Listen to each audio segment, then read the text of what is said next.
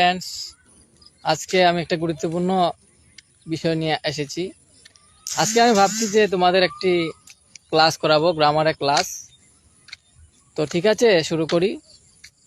আজকে আমাকে 5 মিনিট সময় দাও, আমি তোমাদের টেন্সটি অল্প হলে আমার মতো করে বুঝিয়ে দেব। টেন্স টেন্স বলতে কি বুঝি? টেন্স বলতে আমরা বুঝি সময় বা কাল। টেন্স সাধারণত 3 প্রকার: প্রেজেন্ট, পাস্ট অ্যান্ড ফিউচার। আমরা সবাই জানি, তবু আজকে আমার মতো করে একটু বুঝিয়ে দেওয়ার চেষ্টা করছি।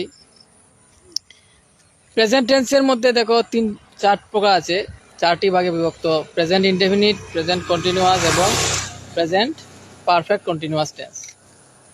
প্রেজেন্ট ইনডেফিনিট আমি উদাহরণ দিয়ে তোমাদের আরও ভালোভাবে বুঝিয়ে বলছি।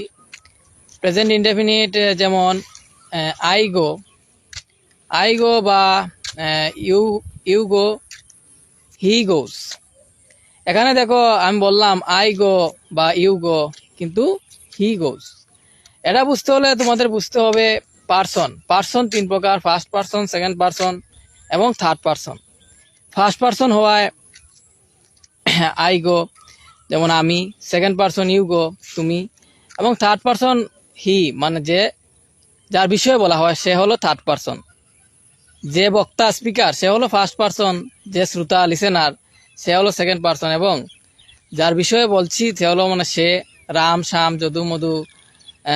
যেমন ধরো কি বলবো নাম, যে কোনো নাম, যেমন ধরো আশিক, আশিক গোজ, এরকম হবে। সেম আমরা দেখো প্রেজেন্টের যে সেকেন্ড প্রেজেন্ট কন্টিনিউয়াস, যেমন হবে আই এম গোয়িং।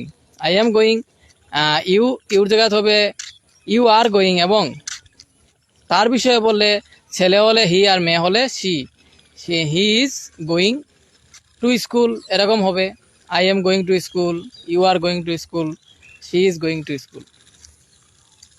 ওকে বন্ধুরা, আজকে আমি এতটুকু করছি ভিডিও। আমার ভিডিও ভালো লাগলে, ক্লাসটি বুঝলে লাইক, শেয়ার, কমেন্ট, সাবস্ক্রাইব করবেন এবং কমেন্টে জানাবেন যদি ভালো লাগে থাকে। কালকে আরও বিস্তারিত আলোচনা করব।